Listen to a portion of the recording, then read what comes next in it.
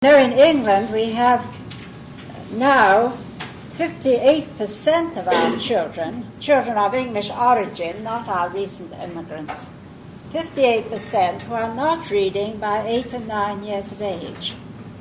And this is very serious, because unless you can read, you cannot really be educated. You see. So this, we have to think why children are not achieving reading. I think it's the same here. I know last year the results for university entrance here in reading and writing were appalling. It was in all the papers, wasn't it? This never used to be. Children, unless they were mentally defective, all learned to read and write. It was very rare to have a child who wasn't reading well by 7. My last class myself in a public school, I took what we call the top infants in England. We have different terms. These were the sort of 6.5s to 8s. And they were all reading except 2 when they came to me. And it's nothing to do with the size of the class, because I had 48 all by myself. And the classes before me were 50 and 60 all to one teacher. You see, classes are getting smaller, so we can't blame the classes. And in England, the first time, about 12 years ago when they did the survey, it was about 45% of the children not reading at 8, 9. And the teachers all blamed the illiterate homes. But heavens, we've had generations of education. And there's no home that is totally illiterate. I mean, maybe in every home the father brings in an evening paper because he wants to read the racing results with us. And so children are surrounded by people who read, and every breakfast packet has writing all over it. They are in a literate environment, so we can't blame the homes. Well, now, on the other hand, we have people nowadays who are pushing the very small children into reading and writing. And I don't know, you've had it here, it's an American who's been all over England and Ireland, spoken on television, and saying, teach your baby to read, you see. Yes, and the mother wears a placard that says mummy and everything's labeled, and he sells you an expensive kit, but heavens above. I mean, how does it, it's so absurd, but the mothers are all buying this, you see. How do you think a baby can read the word mummy when he doesn't know that you are his mummy? You know, he doesn't know the word mummy as a spoken language. So, but there are these people, and there are Montessorians, who are introducing the children to reading and writing too early, you see. And we wouldn't think that these small children should be pressed to read and write. There are far more important things for them to be doing. And if they miss out on their sensorial education, on the exercise of practical life, the things that are right for the age, then they are going to be less well prepared afterwards. See? So we must be careful to give it at the right age, but we must also be careful not to push it on the age when the children are not ready. Now, before you go into reading and writing, you have to have quite a well-developed language. The spoken language must come before the written language. And that should be pretty obvious.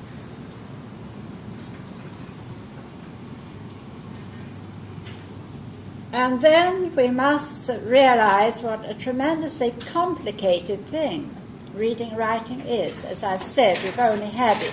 Mankind has only learned to express himself in written symbols during the last 4,000 years, which is very recent in our time. And until modern times, only a very few people were expected to read and write.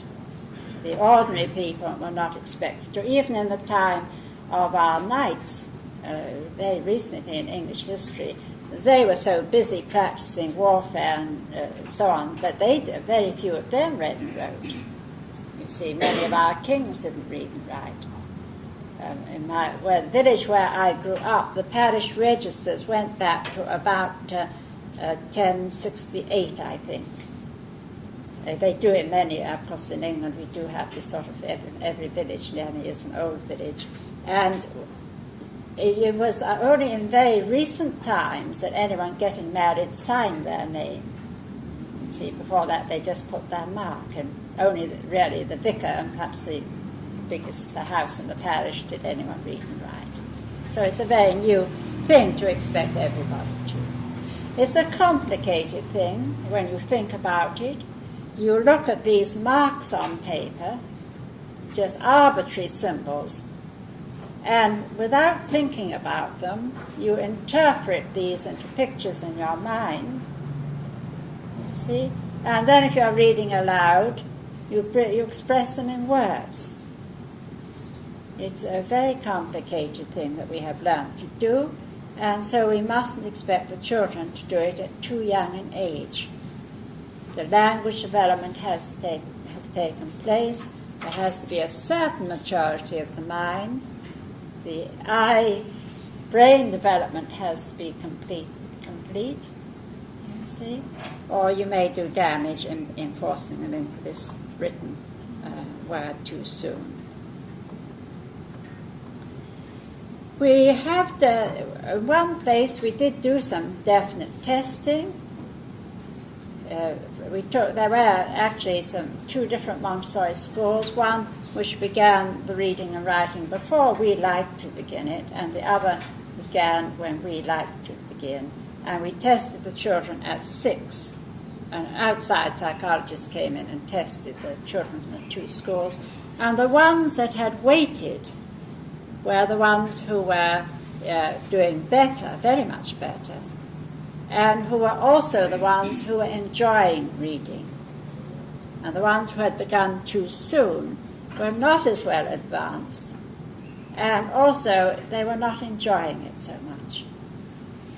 And I had one child in the school last year, because we have a school attached to the college, who had begun the sandpaper letters, say, at 2.5. And of course you learn them very easily at that age. But by the time she was 5, she didn't want to read, you see, because it had been this too early. You don't really achieve it. So there's a time when it's right, and you do harm if you begin too soon. We are very much geared to think of reading, writing, and arithmetic as education. And we're not yet geared to think of sensorial education as being so important, and the other sides of education, which the early child must go through. Now then, but what can we do to prepare the child for reading? Are there any prerequisites? See. And here, I think, of course, if the child is in a cultural environment where there is reading and writing, then, of course, he gets his predisposition to wish to read and write. Because the young child looks at the parents, and he is geared by nature to copy. Nature says, copy the adults. Copy your parents. You see. And not only does he copy your moral behavior and your manners and many of your mannerisms and your behavior and so on, but whatever your interests are, the child gets tremendously interested in those too. In the old days, when a man's work was in his home or his village, and the children could watch him at work, the blacksmith shop in every village had to have, the blacksmith's forge was adjoining his cottage, and the small children used to toddle in and watch him. Very soon they would be doing small things. And so always the son followed the father, because he got this strong urge to do what his father did, and so you've always got the son following the father's trade. But nowadays this is broken, because the father goes out of the home to work. The children don't see the adult at work. It's often very hard for them to adapt to work because they don't see it when they're small. Very hard for them to make a choice, and of course the choice is much wider. So he copies whatever you do, and whatever your interests are, he forms this predisposition to enjoy that as well. So if you are in all children in America or England are in a literate environment. The parents may read at a very low level, as I say. They may only want to read the racing news or the scandalous tidbits in the paper. But at any rate, there's some form of reading in every home, and outside the home, the shop windows, the notices, reading, writing is everywhere, so that they do know all about it. It's not like a country where they see nothing in the way of literature.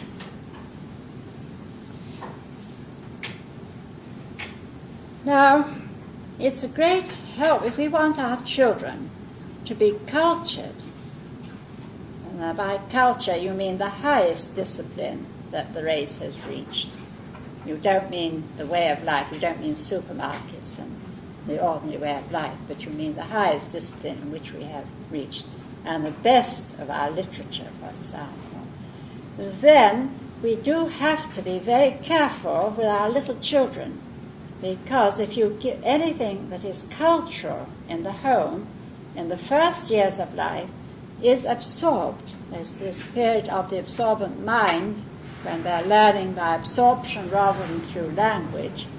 And whatever is in the home, that is what they are geared to like. So if the home is cultured, your children will then want to read the best in literature. See, they will want to take the highest of which we have become capable. So first, I think, in the home, we must be very careful of the books we select for our children. The Victorians, I'm a great admirer of the Victorians because they had these wonderful aunts and great-aunts and uncles. And they were always very careful in their selection of reading matter for the children. See? And I think we have to go back to looking at the reading matter which is being provided for them. We have never had so many beautiful books produced. We have color photography. We have beautiful books at a reasonable price. Books on every subject, books on every country, books on the animals, the fishes, any subject you like, and you can get these very beautiful books at a moderate price. Now, the child of this age is geared to wanting to understand the world. See, he wants to know everything about everything he sees. He wants reality.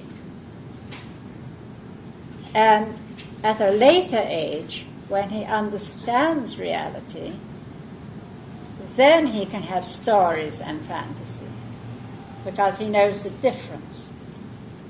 See? If you went to a country that was entirely new to you, and you wanted to understand the country, you wouldn't like it if people told you things that were not true and made up fanciful tales for you.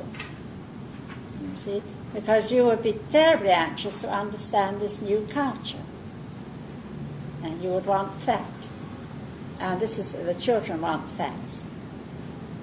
And so they will love books with real photographs.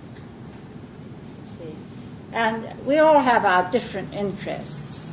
You know, some of them get fascinated by books on the animals, the fishes. And I remember when Russia sent up the first Sputnik, it was our 4-year-old group who came absolutely enthused by this. They bought every newspaper cutting. They began asking questions which we couldn't answer, all about light years and the planets. And the teacher of the 4-year-olds was kept very busy. She had to go to the library at nights and study to keep up with these 4-year-olds. And she made them beautiful maps of the sky and the constellations and so on, and no time at all. And the 11-year-olds used to go down every day to visit the 4-year-olds to see what was new there, you see. And last year we had one for exhibition in one of our museums on this world and space. And I went during the daytime, because then you don't, at the weekend, you get crowds of school children there. And all the parents with the children under school age were there. And what these 4-year-olds could talk about, was beyond me, not having grown up with it. See, they are fascinated. So this is the time to give them these very good books, namely books which will give them knowledge. And they will absorb far more than we think. Now, from the very beginning, in the home, there must be this respect for books. You see, it is wonderful that we can hand on knowledge, you see, and therefore, and it's wonderful that people can write these beautiful books. You see, really good ones, take these lovely photographs. So books should be treated with respect. And if you're going to have children using them in a nursery school, a Montessori school, or in the home, they should from the beginning be shown how to handle the book properly. They should always use the book on the table. A child at 1.5 years can learn to turn the pages properly, you see. And so they grow up with this feeling for literature, for books, for knowledge. And as I say, what you give them in those early years is something that they will keep for life. Now, we can read to them a little, but like everything, don't overdo it. Some of us read to our children far too much as a way of keeping them quiet. See?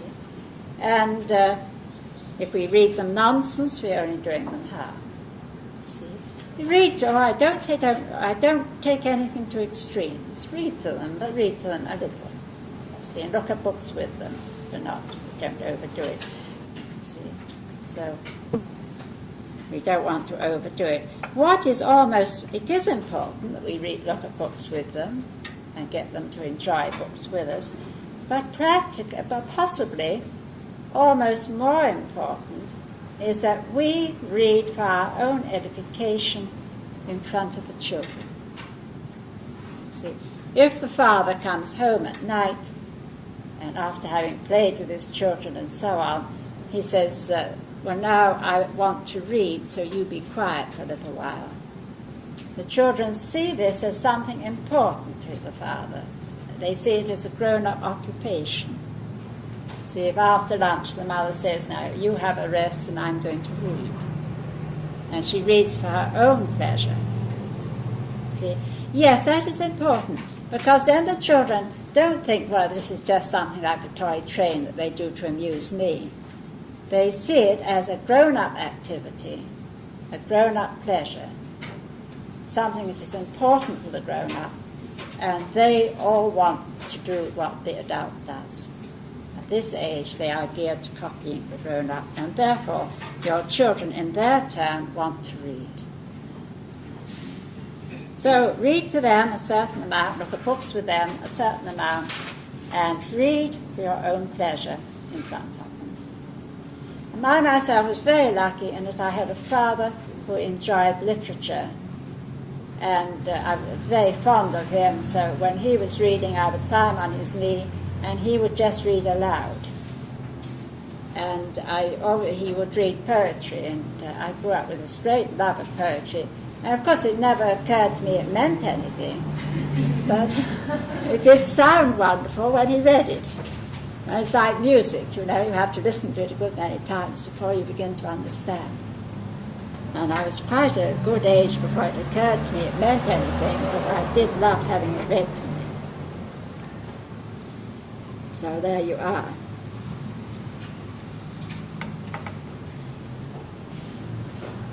Now the books we choose then are going to be for the beauty of production, beauty of the pictures, the knowledge that they contain, or the culture as we can read them poetry.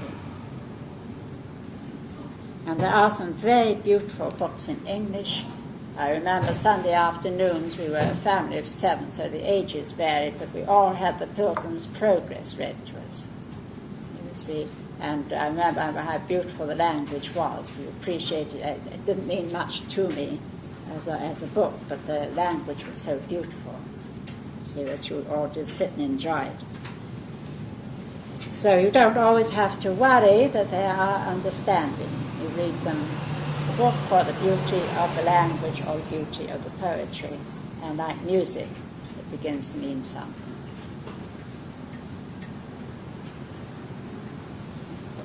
We must choose our books from the point then of good English. So we must only let them hear the best English that is written. It's very important at this age, when they are learning language, that they hear very good English spoken and read. So, when you choose your books, choose them from those point of views. So we always have to think of this culture. And as I say, you have beautiful books that you can get. Now then, the age. What is the best age to begin? When you think of reading, there are many things. There's the intellectual development, the stage you have reached. There's the language development and the stage you have reached there. And whether you have had parents who read or not, if they do, you begin, I think, around 4 years of age to have this desire to read yourself. And then the eye-brain development is completely finished, even in with the late ones, and they have enough knowledge, you see, and then they are still in the age for sensorial development. You see, about 6 this finishes. And I think the actual mechanics of reading are very much a sensorial matter. You see, it depends on the ear, the eye, you see, and the first beginnings of reading are very much sensorial, and we use touch as well in the beginning in using the letters. So we find that between this 4+ and 6 is the age for reading. The children want to read. See, the language is sufficiently, or should be sufficiently developed. They are tremendously interested in books if they have had the right help, which I have already outlined. And because they're in the sensorial stage, they're going to read much more quickly and much more easily than they will at a later age. But I wouldn't myself begin it before about 4 years of age or a little after 4.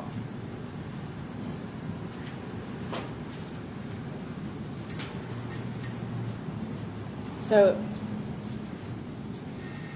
again, they are still in the age when they are tremendously interested in language. See, nature says to them, these are the years when you learn language, and so one of the child's main interests is still language. He's absorbing words at a tremendous pace, and while there is this interest in language, the interest in the spoken language transfers very easily to interest in the written language. You see, it's another form of the language. So it seems to me, working with the children, and Dr. Montessori found the same thing, that at this age the children get avidly interested in learning to read. See? So that is about the age when we would begin.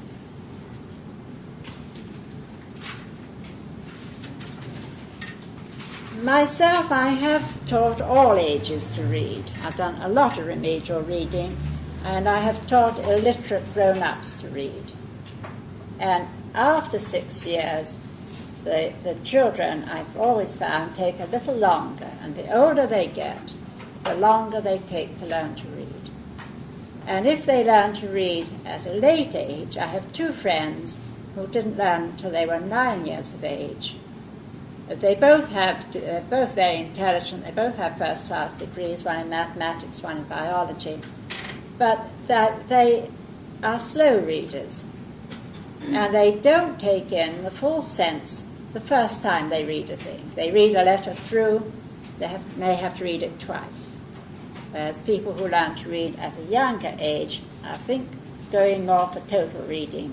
They read more quickly, they take in the sense of what they read the first time they read it. See? And that is another thing that I notice very much with the late readers. But between this 4 and 6, given the right method, the children learn very quickly indeed. But now then, if we're going to go into reading at that age, then we have to think of the method we're going to use. Now, originally, of course, all writing was a picture writing. You had a picture, you wanted to say table, you drew a picture of a table. If you wanted to say tree, you drew a picture of a tree. See? And from this, you had to develop an enormous number of pictures. See? People were very clever in the way they devised things. If they wanted a plural, then they drew 2. If they wanted to say trees, they drew 2 trees. That 2 trees stood for 2 trees in the garden, or a forest, or a jungle. And you had to make up your mind from the sense of what you were reading. You see, as well, it was just you were talking about 2 trees or a whole forest. And it's very interesting how they managed. Chinese, of course, is one of the examples. If they wanted to say, have an abstract, like brightness, well, they had a picture of the moon for the moon and the sun for the sun. If they wanted to say brightness, then they put the 2 together, because you could have nothing brighter than the light of the sun and the moon combined. You see? And they built up ideas in this way. If they had one symbol for a boy or a young man, another for a girl, and what do you think it meant when they put them together? It didn't mean trouble. It meant perfection, because there was nothing nicer than having both. You see, and so on. But to write language like this meant something like 10 or more thousand pictures. Of course, they've simplified their language recently, but it meant that only a few people could read and write. And languages were written like this, and were very cumbersome, and only a few people had the time to spend on reading and writing. And then I think it was in Sumer that originally they did have 1 or 2 symbols which stood for sounds. See? And then the Egyptians who come next, they certainly had a certain number of symbols that stood for the sounds in the language, but a great many that stood for either syllables or the whole picture. And then it was, we're not absolutely certain who, but certainly it was the Phoenicians that perfected it and brought it around the world. They had this wonderful idea of breaking the language into its phonetic sounds and having a picture for each sound. See? Now, their language broke down into 22 consonants and a certain number of vowels, but the vowels occurred at such regular intervals that they didn't worry with the vowels. They just put a dot on the line where a vowel occurred. So I believe they do still in Hebrew. Are any of you Jewish and write Hebrew? No. Well, I think they do still. But they found that instead of these thousands of pictures, they could write the language with only 22 pictures. And that was the amazing breakthrough that made our civilization possible. And this, of course, was spread in different ways. Greeks added a few, the Romans subtracted a few, we added a couple in the Middle Ages and so on. But basically we still use the same symbols. And they have become very stylized, but you can trace every one of our letters back to the original picture.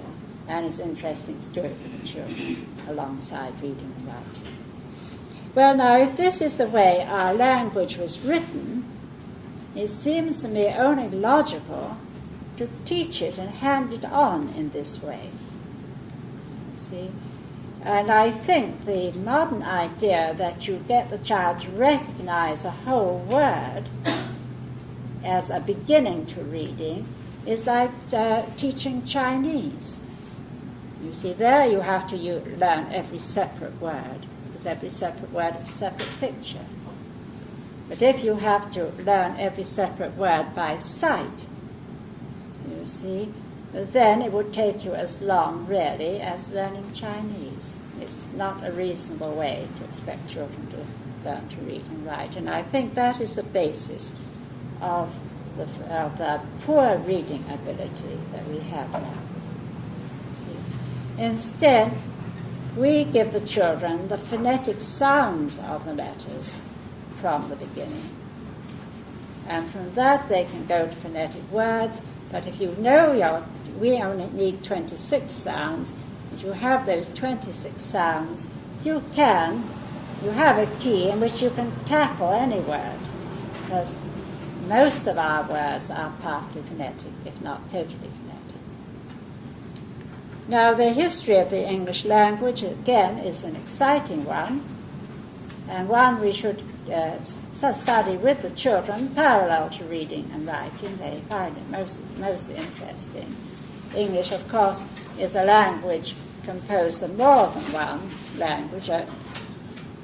We had the original inhabitants, and then we had the Celts who came and inhabited England, and then we had waves of Anglo-Saxons, Jutes invading us. A rich farm country, everybody wanted us always and still do. So we had hordes of invaders from different parts of northern Europe, each bringing in their own dialect or their own language. And the Celts got driven to Wales, of course, a mountainous part that nobody really wanted. That is still Celtic, and still they speak their own language, which is quite different to English. And we got the Romans who came in, and then we got the Norman conquest, which brought in Latin. French is a Latin-derived language. And always we got words from the Latin, because Latin was the language of the church. See, after we got Christianity. So we've ended up with a very mixed language. And we've got the Renaissance and the return to the study of Greek and Roman knowledge and mythology. And then we got our people who went exploring all over the world, and everywhere they went they brought back new words. See? And so on. And today we're adding to the language all the time in many different ways. Basically, approximately 40% from the Latin, approximately 35% from the Teutonic languages.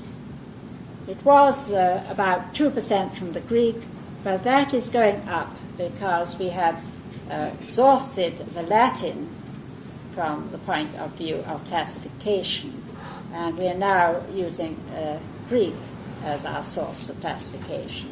If you notice all the new terms like psychology, psychosis, neurosis, all these words come from the Greek. Well, now, you can't have so many languages, and as I say, different areas of England were colonized by different people, see, without having many more sounds than there are in the Roman alphabet. It was the Romans who brought the alphabet to us, you see. And so we have a great many more sounds.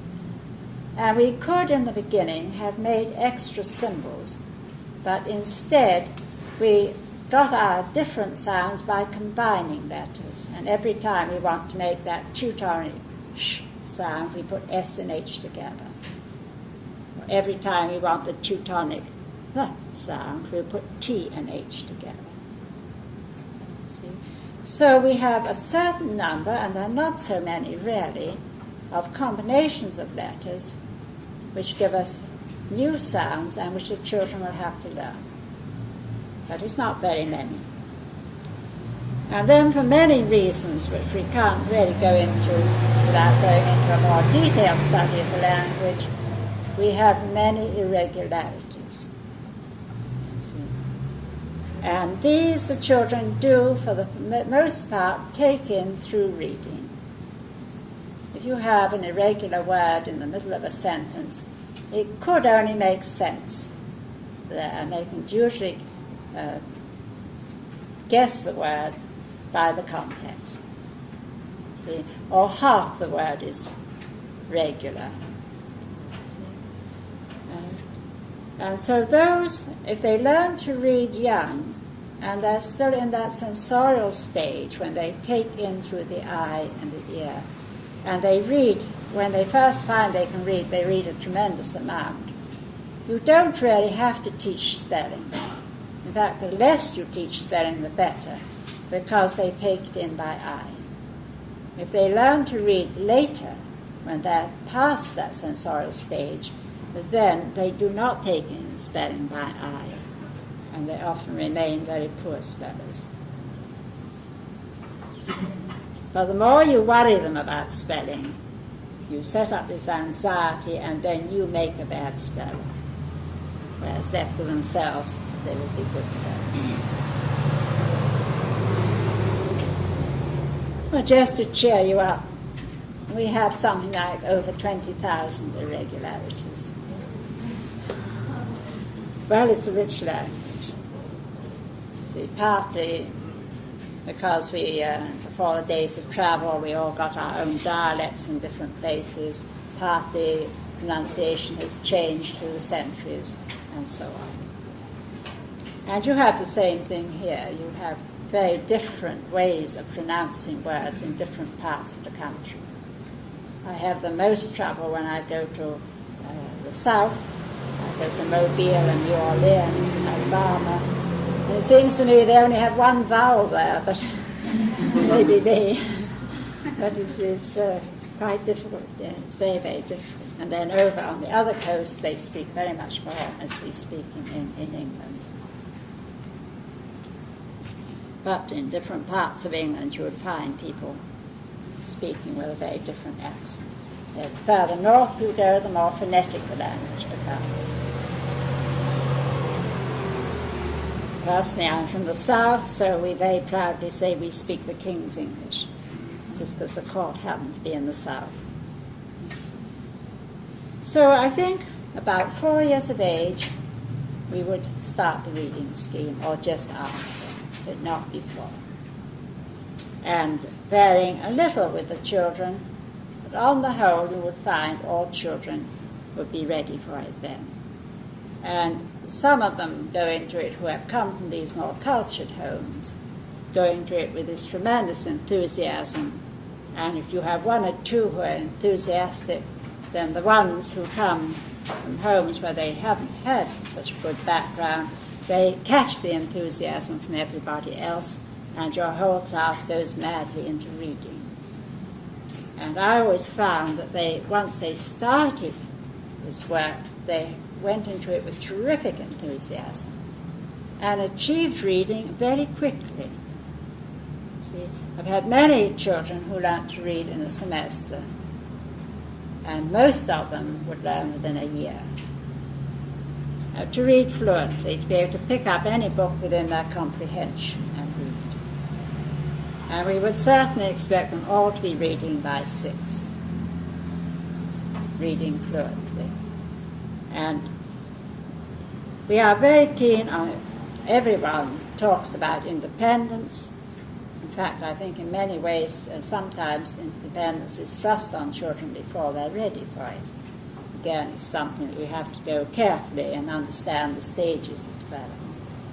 because by 5 you have achieved many steps in independence. But she's not happy if if too much is expected of you. But reading is the big step in mental independence. Very important that you can read. You're interested in many subjects, you ask the grown-ups questions, and they can't answer you many times, and they don't always have time, but they can always give you a book. They can always tell you where you can get the knowledge for yourself. See? And so, once you can read, you can.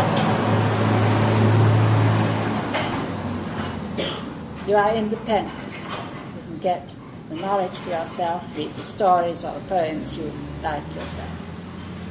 See? And you can be educated. Because unless you can read, you can't be educated. Now, when thinking of how to teach reading, Dr. Montessori also broke it up into its component difficulties. She did realize that to write is something which is very skilled. Your hand has to be well trained. If you've ever tried to teach an awkward child of 5 or 6 to write, you would realize that they can hardly hold the pencil. Yeah, I expect some of you have.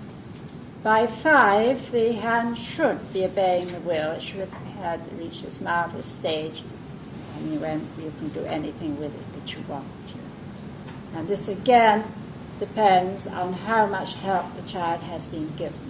And in the Montessori school, everything the child does when he's handling the material and so on, the teacher shows him how to handle it without, in such a way that he's going to gain skill with his hands. And he's had things with little knobs on that fitting things, so those 2 fingers and thumb, the ones that handle a pencil, that handle most tools, are coordinating well together. See, so there is this pre-training of the hand, not only from the point of writing, but for the point of being able to do anything you want with your hands. And then we don't really. 2 things, again, I think are going rather badly wrong with us. We are allowing the manufacturers to sell us all sorts of things which they call educational. Educational toys is the big business now, isn't it? So almost everything you buy for your child has letters or numbers all over it. You see building blocks, even cushions I've seen made like the letters of the alphabet. Well, you scatter these bricks about on the nursery floor, or these little boxes of letters, or this cushion. You see it upside down, you see it backwards. And I find today that many of our children by 4 have got reversal problems. Not anything wrong with their eyes, but simply because they've been used to seeing the letters upside down and backwards and so on. You see? So I think all these, giving them these letters and things so young, unless we ensure that they see them the right way up all the time, is very bad. If we want them to have the letters, it would be a good thing to have them beautifully written as a frieze on the wall. You see, but very beautifully written. And then they would see them, they would see that they were lovely, that we thought they were important, and they would see them the right way up. I do think, too, they're being given pencils almost as soon as they can hold one and being just allowed to scribble. See? And they don't hold the pencil properly, they hold it in any way they can. And so again, at the time they come to this reading, writing, they are really a bit fed up with it. See? Now, we must always see that they hold the pencil properly, and if you have a child coming to school who holds his pencil the wrong way, you have to spend a lot of time correcting this, and every time he goes back to his bad habit, you just have to walk down and replace the pencil the right way. Because if you hold any tool, when you first learn to use any tool, you must learn to use it the right way. See, and if you hold the pencil the right way, you can get all these lines in any direction, very fluid lines, but if you hold it the wrong way, you can only get a few rigid lines. So if you hold it in any of these odd ways. So first we train the hand, and then in order to give them dexterity with a pencil, we have a very interesting exercise that they will enjoy, which I will show you this afternoon because there isn't time to do it now. See? And then we teach the letters separately using touch, sight, and hearing, and so on. So we teach one sort of difficulty at a time, or one part of the reading scheme at a time.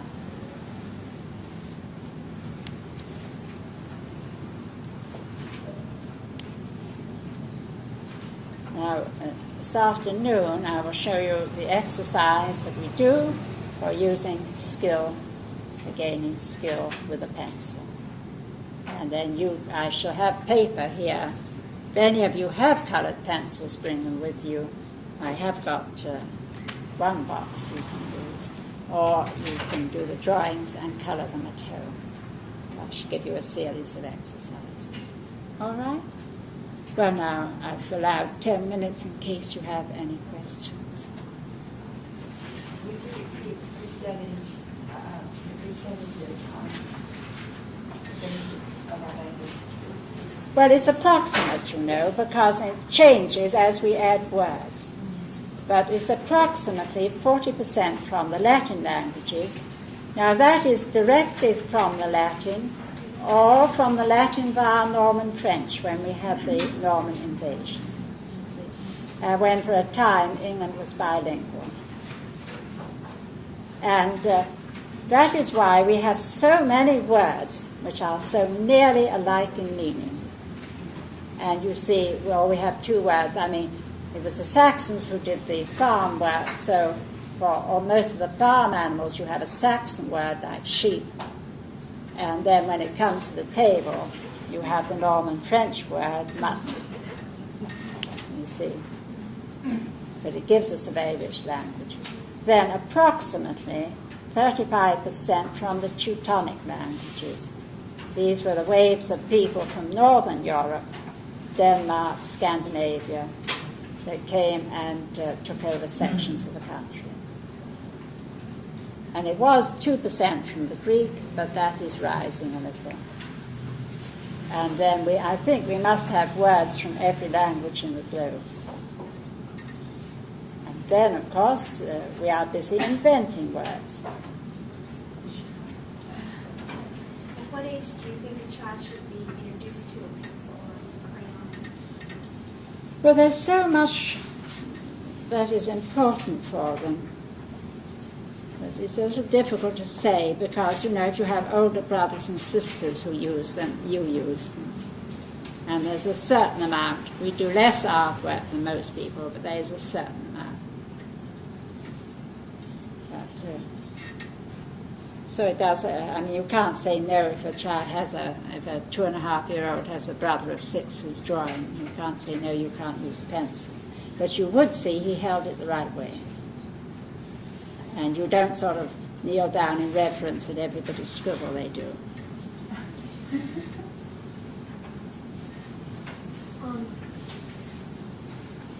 I'm interested in how you would see the role of using art tools in comparison to using a pencil.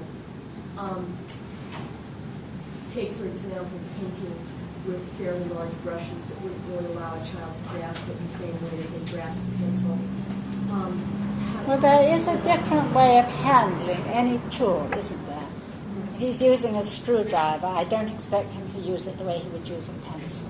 So you feel that those could be parallel activities? Oh, yes. Different tools Oh, that yes. wouldn't interfere with your All understanding? I'm saying is whenever we teach the use of it, whenever a child uses a tool, we do expect him to be taught the right handling of the tool. Because you will never get a good result if you don't. So if you cut with scissors, you need to know how to use your scissors.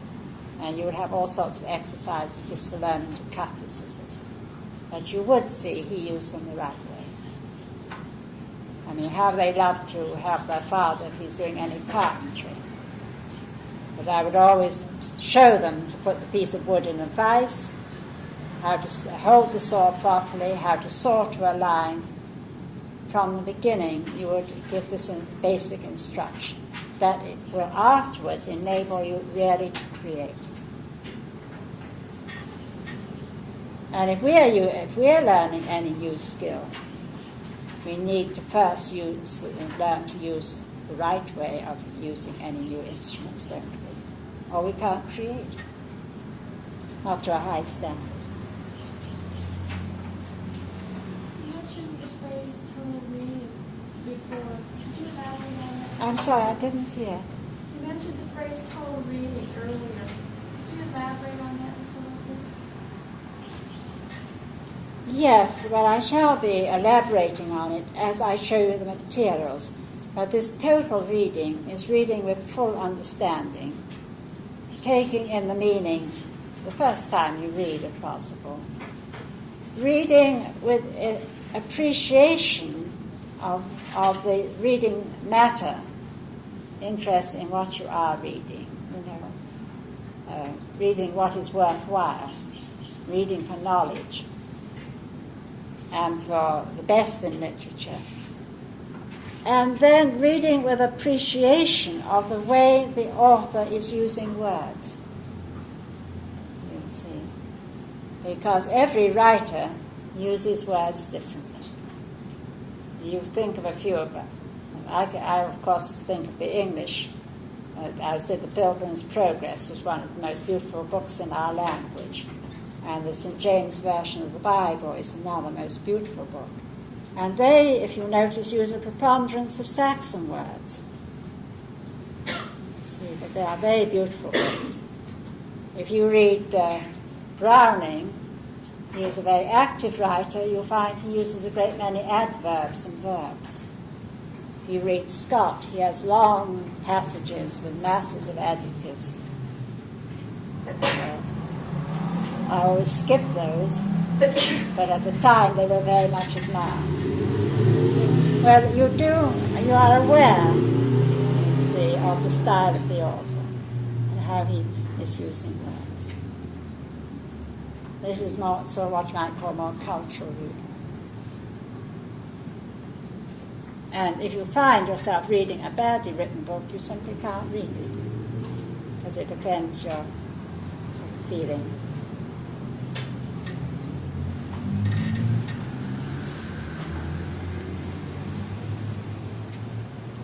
All right then. So, would you like an hour to have a rest in your lunch? And we meet again, say at 1 o'clock.